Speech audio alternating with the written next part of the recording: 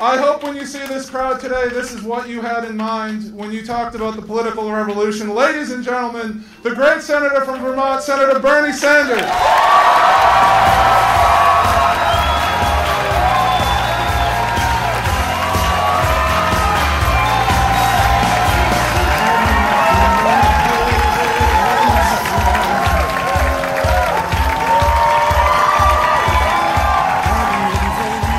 Thank you.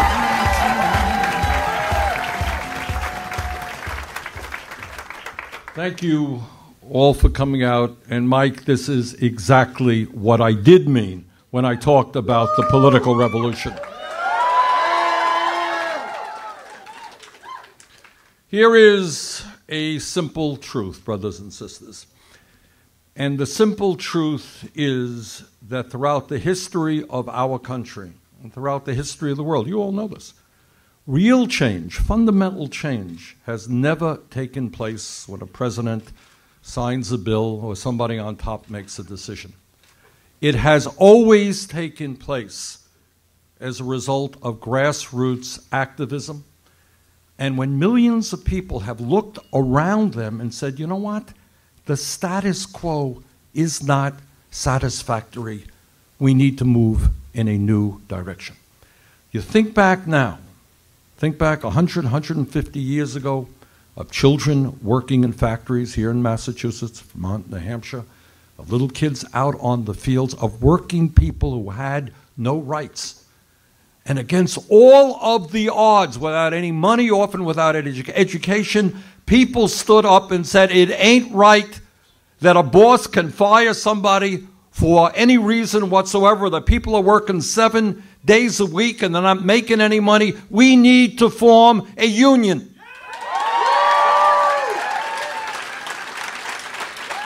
And at the grassroots level, millions of people came together and they went out on strike and they were beaten, occasionally killed, to say that working people in America must have dignity, the right to form a union, the right to negotiate collective bargaining.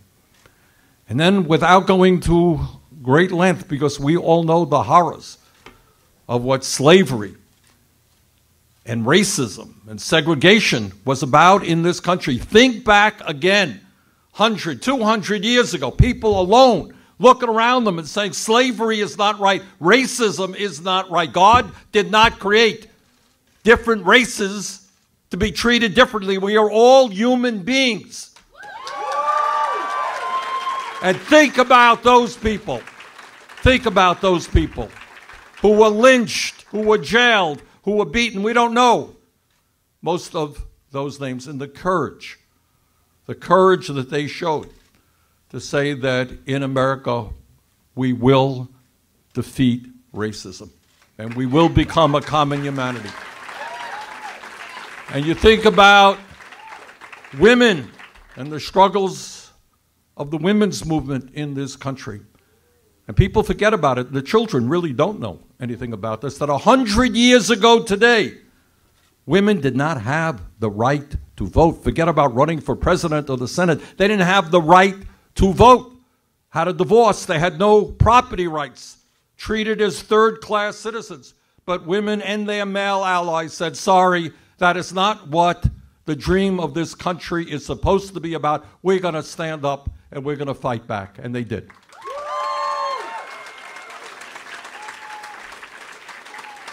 And think about how for so long,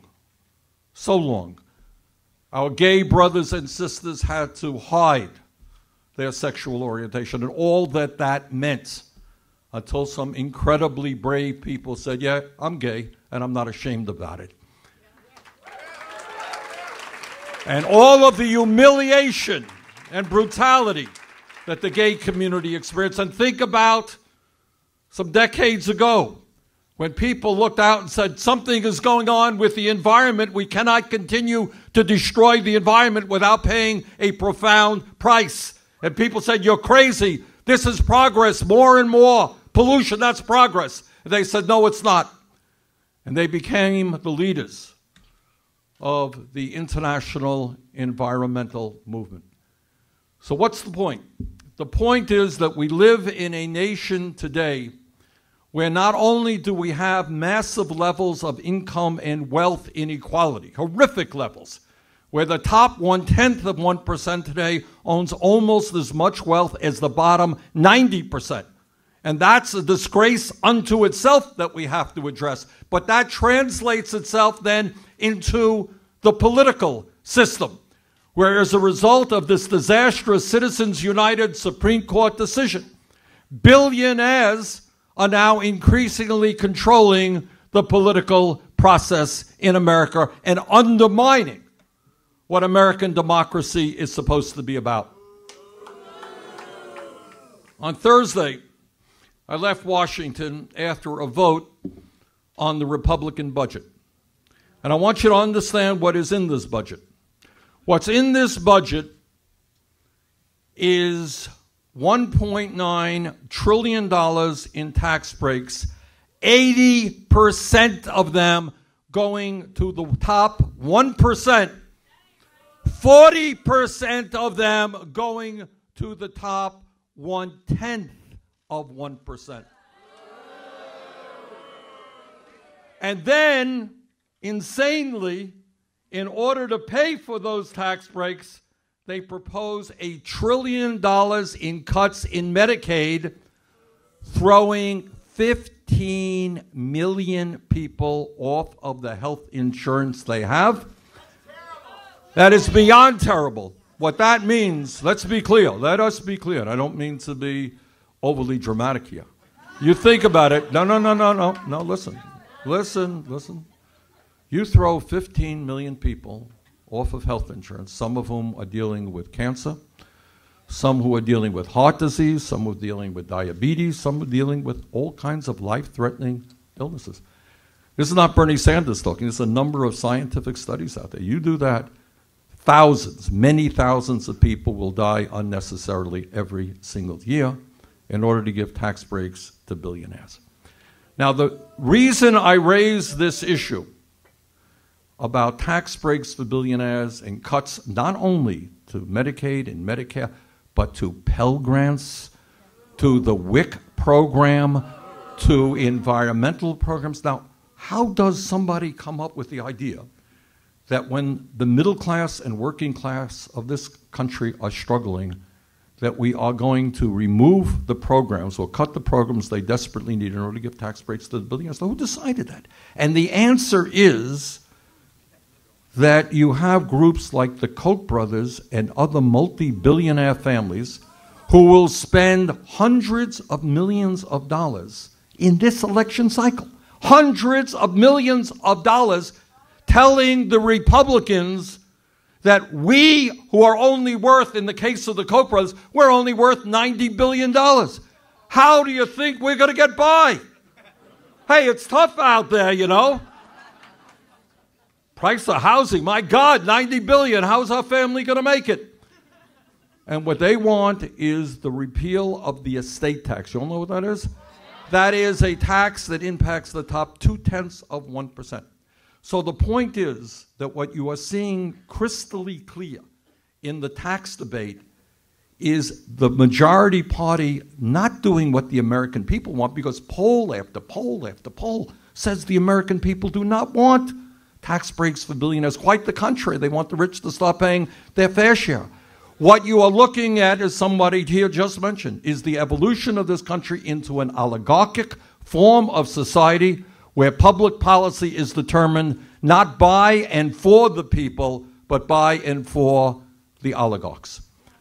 And what today is about, and this is pretty profound and important, what today is about is saying that at the local level, at the state level, at the federal level, we are going to demand and will succeed in creating governments that work for all of us, not just the 1%.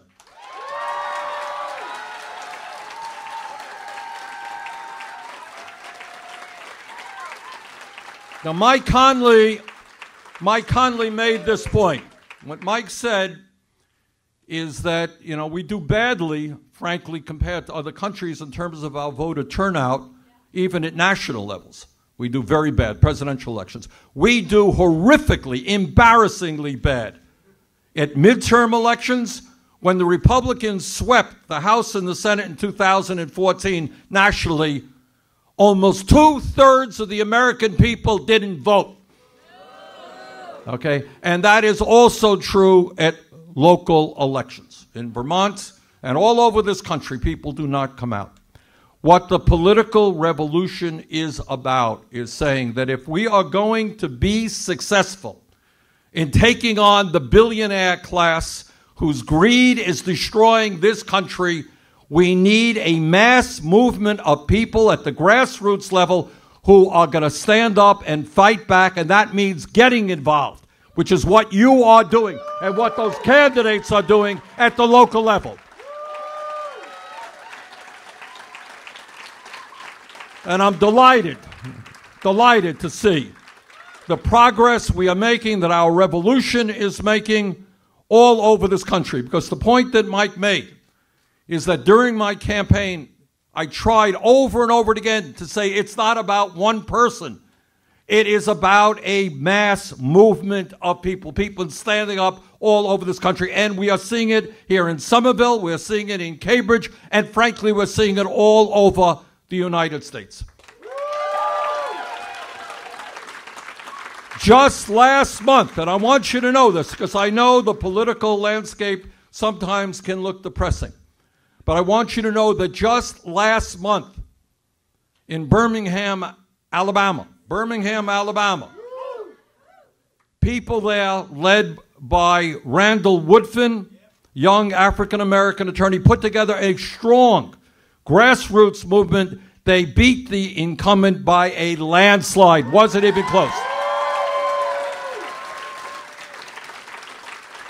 So brothers and sisters in Birmingham, Alabama, and in Jackson, Mississippi, yes, you got it right, Mississippi, young man named Choy Lumumba became mayor of the capital city of Mississippi, also in a grassroots level. Because of your efforts, Paul Feeney was just elected to the state senate. And we are seeing that kind of result literally all over this country. Working people, young people, running for school board, running for city council, running for state legislature, and they are winning.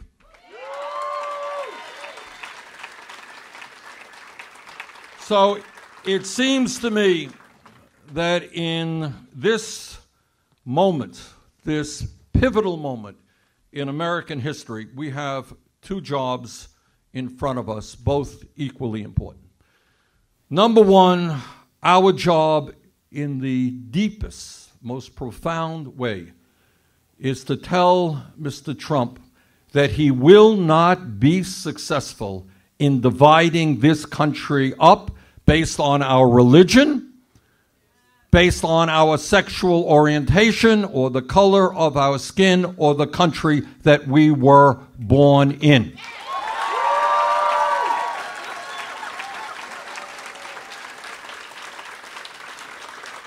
He wants to divide us up. Our job is to bring our people together,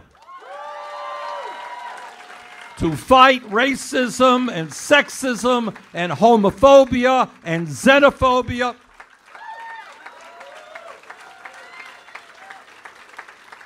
But simultaneously, as we fight back against that effort to divide us up, we need a progressive agenda that speaks to the needs of working families all across this country, to say that if you love your children and you're concerned about your parents, you have got to get involved in the political process.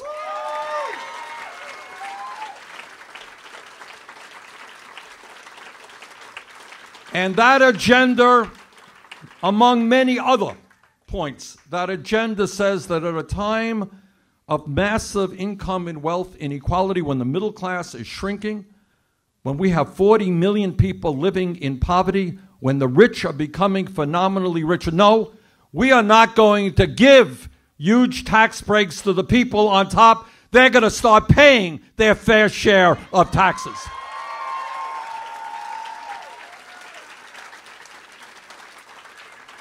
And a progressive agenda states that too many people in this country have fought and died to defend American democracy, and we're not going to let the Koch brothers and a handful of billionaires control our political system.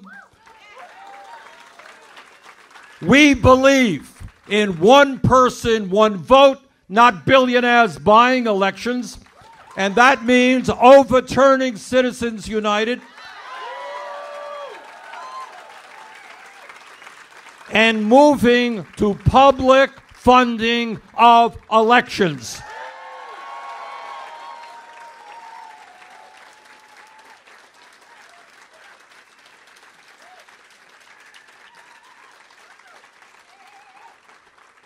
And a progressive agenda says to the folks in Massachusetts and in Vermont and all across this country who are trying to get by on 10, 11 bucks an hour, our message to them is we understand that if you work 40 hours a week in the United States of America, you shouldn't be living in poverty. You shouldn't have to go to an emergency food shelf to get the food to feed your family. We're going to raise the minimum wage to a living wage, 15 bucks an hour.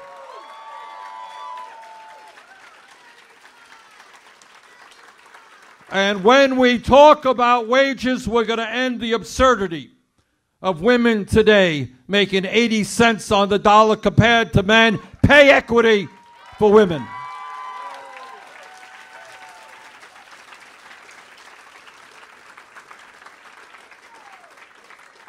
Now, all of you know, as a result of very strong grassroots activism, we were able to defeat in the Senate, not once, but on 5 occasions, the Republican effort to repeal and or replace the Affordable Care Act. And that was because millions, literally, all over this country, people coming out to rallies, to town meetings, sending emails, calling up members of the Senate. But the status quo with regard to health care is not good enough. So our view is, no, we're not going to throw 15 or 30 million people off of health care. We're going to do what every other major country on earth does, guarantee health care to all people through a Medicare for all single-payer program.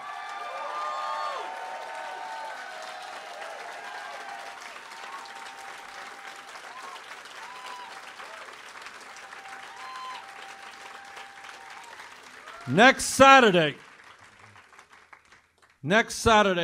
I'll be going up to Toronto, Canada, and I'll be touring a number of the hospitals there and speaking to some of their leadership to learn how it can be that in a country 50 miles away from where I live in Burlington, Vermont, they are able to guarantee and provide health care to every man, woman, and child in their country at 50% of the cost per capita that we pay.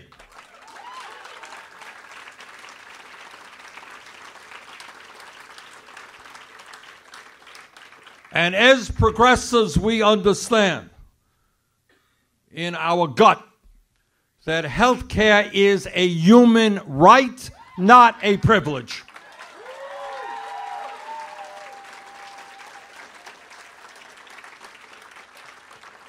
And we understand that this is the United States of America, our infrastructure. And by that I mean not only our roads and our bridges and our water systems and our wastewater plants, I mean the need to rebuild housing in America, because we have a major affordable housing crisis from one end of this country to the other. all over this country. You got people making $30,000, $40,000 a year. They're spending half of their income to put a roof over their heads and their children's heads. We need and we can create millions of jobs, up to 15 million good-paying jobs, rebuilding our crumbling infrastructure, which means also affordable housing, making sure we have high-quality broadband in every community in America.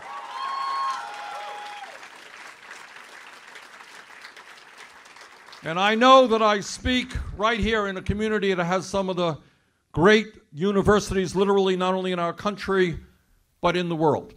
And you all should be proud of that. But we also understand something else. That in America today, we got hundreds of thousands of bright young people who want to get a higher education, but can't do it for one reason: their families cannot afford it. And we have millions of people, including, I am sure, many in this room right now, who are dealing with very high levels of student debt. How many of you are dealing with student debt? All right. Our job then, and this is not a radical proposal, is to say that in a world where economies are changing every day as a result of the explosion of technology, education has got to keep up with that changing technology. And that is why we must make public colleges and universities tuition free. And substantially lower student debt.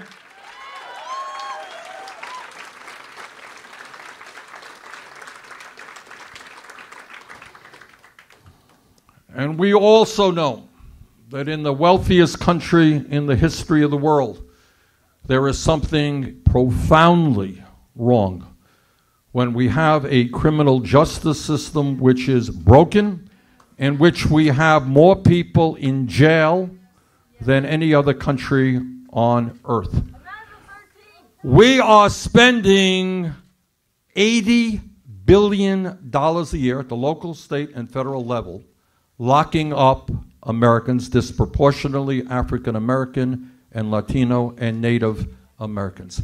Well, I kind of think that maybe it makes more sense to be investing in our young people in education and jobs rather than jails and incarceration.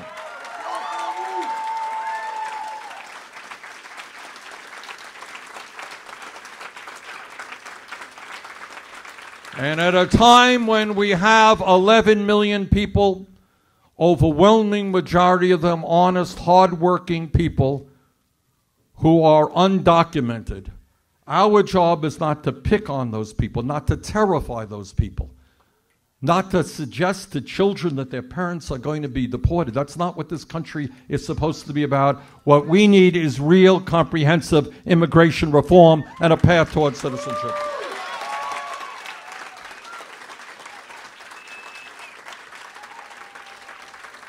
All right, brothers and sisters, here is the main point, and that's why you are doing what you're doing and why you have these great candidates up in front of you. We are not a poor country. We are the richest country in the history of the world.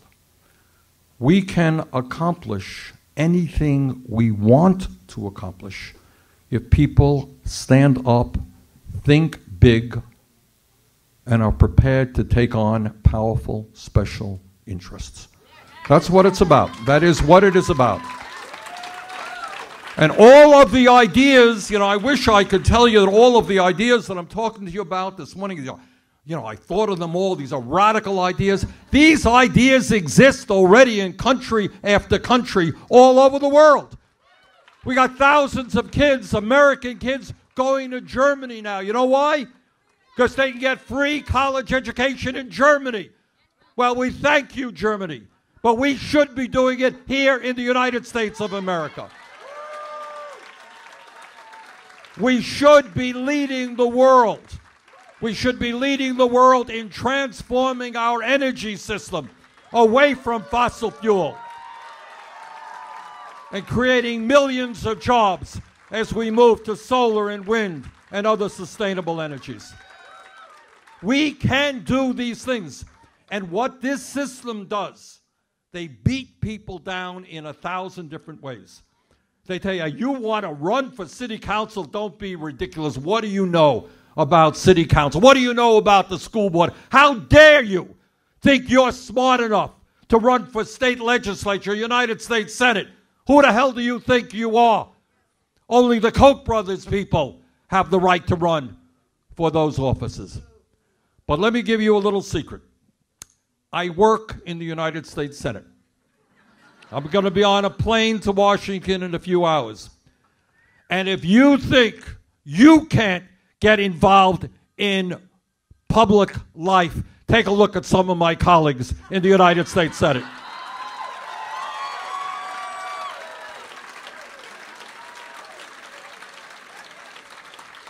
So our job psychologically is beating down the barriers.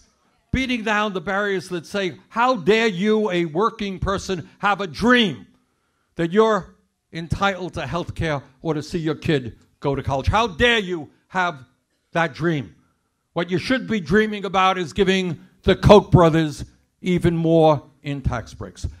So what we are saying here today is that at every level, and the local level, and I speak as a former 4-term mayor of Burlington, the local level, more than any other level, is a way to involve people in the political process. When I was mayor, we had all kinds of councils involved. What should we be doing with our infrastructure? What should we be doing with our waterfront? How do we build affordable housing? How do we open the doors of City Hall to women?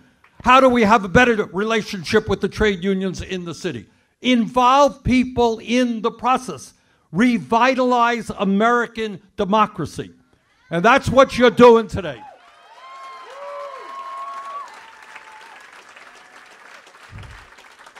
So brothers and sisters, thank you so much for coming out. Thank you for supporting the great candidates.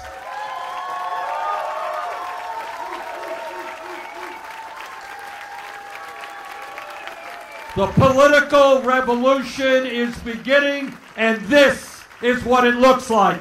Thank you.